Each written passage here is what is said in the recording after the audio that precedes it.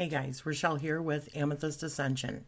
So today I'm going to be doing this video on talking about astrology, and I wanted to add this little part in there because I talk about some of the things that I'm reading about.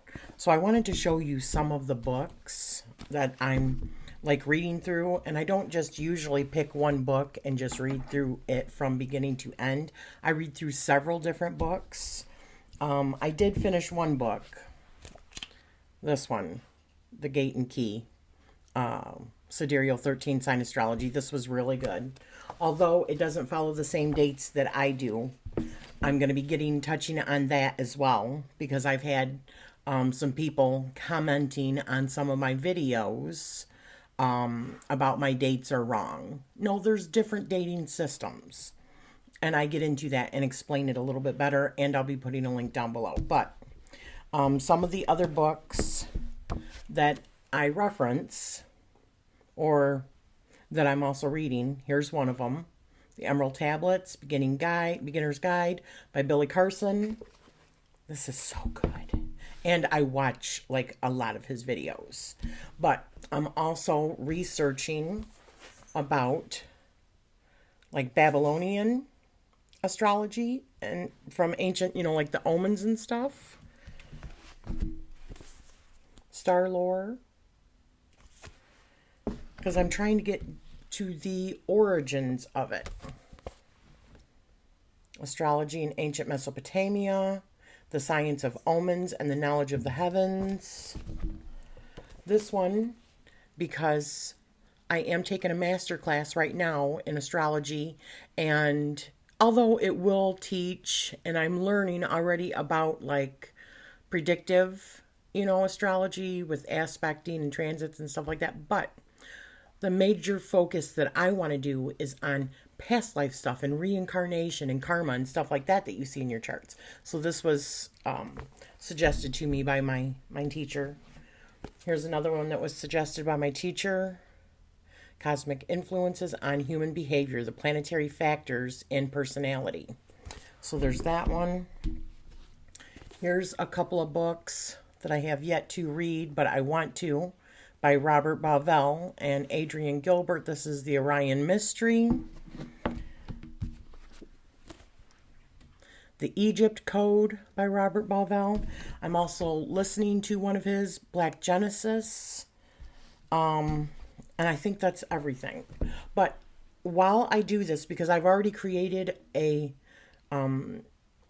audio file for this, because I wrote, it's like 15 minutes long or so. So while I'm doing that, because I didn't want to just make a video like this of me just reading, right? So I decided I'm going to do a walkthrough of a deck and a couple of books while I'm reading it out for you. So there's at least something that'll give you an idea, because it is going to be talking about True Sidereal Astrology versus Western Astrology and Real Sky Astrology. Real Sky Astrology and True Sidereal Astrology are very, very close. It's just really comes down to just dates. And even the dates are closer. There's no wrong, there's no right. It's just a matter of what kind of boundaries that are used for the constellations, which I also get into that as well. So I'm just going to turn this camera around, or use my phone and get started. So, see ya. Hey guys, Rochelle here with Amethyst Ascension. If you are new here, welcome. And if you are returning, thank you so much for joining me again. So today, let's talk about astrology. So what is astrology? Astrology is the study and observation of the movements of the stars and planets and of the celestial bodies within the ecliptic line from our vantage point on Earth. This is why location and time at birth are important for a true birth chart. What is the origin and meaning of the word astrology? The word astrology originates from the Latin word astrologia, which means study of the stars or star divination. It derives from the Greek word astrologia, which is composed of astron, meaning star, and logia, meaning treating of. It dates back to the late 14th century.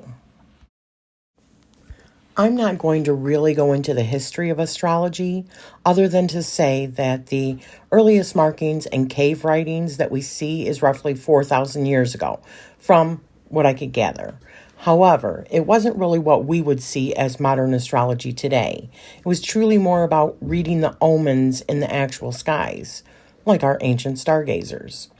I'm just now reading more about Babylonian omens and star lore. It does talk about in the Bible that fallen angels did take human women as their mates and share secret knowledge with them, as well as bear children with them called the Nephilim.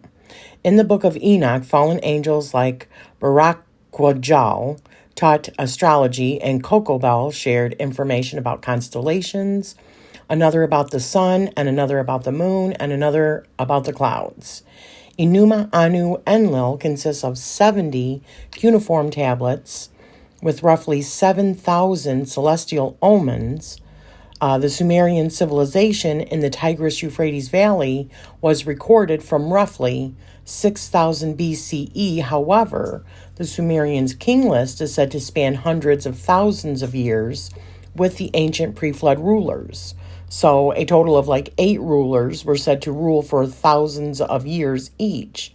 So does this speak of a different life form, such as Anunnaki gods that ruled before the flood, and then humans and hybrids with shorter lifespans after the flood, like the accounts in the book of Genesis in the Bible?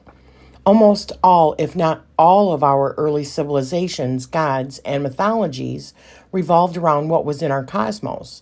Examples would be naming the planets after or associating the planets with different gods from different pantheons. Even angels and demons were associated with the planets, such as Venus was also tied to Lucifer, and Saturn is Kronos, Father Time, and Jupiter is Zeus, and on and on. I speak about these things because my interest in astrology goes much deeper than just looking at the signs for things. It feels like it tells us so much more than that, like a secret that was taught to us by ancient aliens, i.e., fallen angels, to help us evolve or to corrupt us. You decide. Personally, I think it is to give us the tools that we need to escape this reincarnation matrix. For now, let's just get back to the system of astrology. So what is the ecliptic? The ecliptic is the line along which the planets orbit against the backdrop of the fixed stars. It is the center line of the zodiac, which extends some 8 degrees above and below the ecliptic. The sun moves within the ecliptic line, and the moon and planets do not travel far off from it as well. The ecliptic line intersects with 13, possibly 14 different constellations, of which the Tropical Western Astrology and Vedic Astrology include 12 of those constellations within their zodiac. So essentially, although there are lots more constellations in the sky, our astrological zodiac was chosen because they sat upon an area of the sky that the sun and moon and planets appeared to travel through. True Sidereal Astrology, not to be confused with sidereal, along with real sky astrology and true sky astrology, include 13 and possibly 14 of these constellations within their zodiac system. If the zodiac constellations are included because they fall within this ecliptic line, why leave out these other constellations? Ophiuchus is our 13th zodiac sign, or 9th, depending on your perception, and it could be different in its numbering if we included the constellation Cetus also. Ophiuchus, also known as the serpent bearer, has his foot on the ecliptic line and stands on the scorpion. I think it's a scorpion's tail. But anyways, the other funny thing about omitting this constellation is that the very center of our galaxy is within its boundaries. The other constellation is called Cetus, and it shares around the same space of the ecliptic along with Aries. The sun does go right in between Aries and Cetus, so why include one and not the other? I am not trying to exclude Cetus, but I'm still learning more about Cetus, and therefore I'm not going to be talking about it in this video any further. So why include only 12 constellations when there are more that sit on this ecliptic line? I truly believe they did this because they were trying to take the act of stargazing, i.e. the science of astronomy, and turn it into an easier system to control time, and it was easier for using with our Gregorian calendar and equally separating the seasons. However, this leaves us in a perpetual repeating pattern without growth or expansion in sight, unlike our true cosmos, which is expanding. It is so much easier equally dividing 12 instead of 13, which is also a sacred feminine number.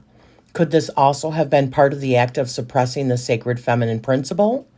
Our seasons do change, and so I have been told that Western tropical astrology is more based on the seasons and not the constellations. Why say it is Aries season and Taurus season, and why say that the planets are in different constellations when they are not, and say it is because it is a seasonal system? How does a season last for 18 years like the planet Pluto going into Aquarius, and in actuality it is just entering Capricorn? So let's talk about the seasons next. What dictates a season? A season is all about the sun and its relationship to the earth. Spring begins on the spring equinox, which is when the day and the night are equal. And the days after that point are getting longer and the nights are growing shorter as we move into the summer months. For the southern hemisphere, it is reversed, and it is their autumn equinox as their days begin to be shorter and the nights longer as they approach the winter solstice. Now, the summer solstice is the longest day of the year, and the winter solstice is the shortest day of the year. This is all because of the tilting of our Earth as it rotates around the sun, and it has absolutely nothing to do with how close we are to the sun, just to clarify. So as you can see, that what dictates a season is not the same for all areas of Earth, and it has absolutely nothing to do with the constellations or the planets. So the associations and language used in Western tropical astrology is confusing and false in its origin. Was Western tropical astrology ever accurate to what is in the sky? And the answer is a resounding no. It was much closer roughly 2,000 years ago because on the spring equinox, the sun did rise in the sign of Aries/Cetus. However, it still didn't take into account all of the signs on the ecliptic, and it did not take into consideration the actual size of the constellations. This is actually when astronomy and astrology became separate. Before this point, it was about actual stargazing and finding omens and star lore. So let's talk about another big difference in systems, the size of the constellations. So that age-old question about size comes to mind, and yes, size does matter. In the Western Tropical Astrology System, the constellations were all made into a 30-degree size in order to make the calculations easier rather than following the true size. The constellations are truly not all the same size. The various constellations range in size from 12 degrees to 49 degrees, and these sizes differ slightly depending on which system you use for determining your constellation boundaries. Widely used is the IAU guidelines, that is short for the International Astronomical Union, which is all about astronomy guidelines. And as a true sidereal astrologist, I use the midpoint calculation boundaries set up by Athen from Mastering the Zodiac, the YouTube channel, and his website is masteringthezodiac.com. I will leave a link below in the video description of him discussing how he came to this midpoint calculation, which seems like the most accurate calculated boundary to me because it is based around the ecliptic line, which is what makes up our zodiac signs to begin with. Neither guidelines are incorrect, just a matter of choice. So to try to clarify this a little more, in Western Tropical Astrology, it states that the sun is in each zodiac sign for roughly 30 days. However, in truth, from our vantage point on Earth, the sun appears in the constellations in a variety of days, such as the sun is in the constellation Ophiuchus for roughly 12 days, and it is in Scorpio for roughly 13 days, and it is in the sign of Pisces for 42 days, and in the sign of Virgo for roughly 50 days. How do we know this? In most cases, we simply just look up. And in other cases, we see now through astronomy apps, telescopes, and satellites. If you have had your sidereal chart done, that is still not the same thing as true sidereal astrology or real sky, because the sizes of the constellations and the number of zodiac signs considered. I have talked for the last 2 years about true sidereal astrology on my channel, and have said all along that I believe there has been a cover-up or conspiracy to hide the 13th sign. Is this all part of suppressing the sacred feminine wisdom and teachings and the path to enlightenment and healing? This isn't anything new on my channel, and I am so happy to see more and more people switching to true sidereal astrology every day, because they do not want to follow something that is false. When I say Western Tropical Astrology is tomfoolery and fake news, that is exactly what I believe it is. At its core, the language is deceptive. Let me give you an example. When a Western tropical astrologist says that it is in Aquarius season, which many believe that to mean that the sun is in the sign of Aquarius right now. But I challenge you to look up and see what sign it truly is in. We are still in the sign of Capricorn for about another week as of the time I am making this video. We truly enter into Aquarius season on Valentine's Day, February 14th, and the sun will remain in the Aquarius constellation for about 24 days. If someone tells you that it is raining outside and they are standing right next to you and it is sunny and clear skies, what would you call that? I am not here to convince you or convert you. I am here to show you the truth. I come into contact with people all the time that had absolutely no knowledge or understanding that their actual true birth chart was not what they had been told all these years. And then we get so much saturation of this fake news, it is hard to believe anything else. The difference between true sidereal astrology and Western tropical astrology is so much more than where the sun is. Every single aspect of your chart is different than what you have been led to believe. It is time of deprogramming and liberation. I truly believe that we were given this information as above, so below by Thoth, the Atlantean / Anunnaki alien and son of Enki, in order to give us the blueprint to see our way out of this reincarnation matrix. However, we need the real key / real sky to decipher it and to help empower ourselves. Funny enough, Ophiuchus, the hidden 13th sign, is also associated to Imhotep, Asclepius, Hermes, Thoth, and the serpent. And the actual center of our galaxy is within this hidden 13th sign. Let us all break out of this matrix together. I am currently taking a master class in True Sidereal Astrology from an amazing astrologer and astronomer. I know many that like to focus on learning about predictions in astrology, and although I find that absolutely fascinating, and I am learning that as well, my main focus in astrology is about finding more information about our past lives and star origins. That way we can learn from our previous incarnations to help us make the right choices in our future. I truly believe that we can see all that in our star stories and from the snapshot of the skies at the moment of our first breath. The last thing I wanted to mention is this. If you are not interested in astrology and astronomy, this video wasn't for you to begin with. I have new watchers to my channel every day, and since learning the truth, I feel it is important to help others learn this knowledge also.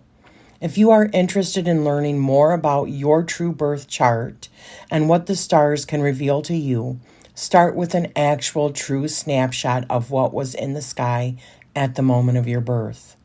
I do run True Sidereal Astrology birth charts, and you can find my link in the video description.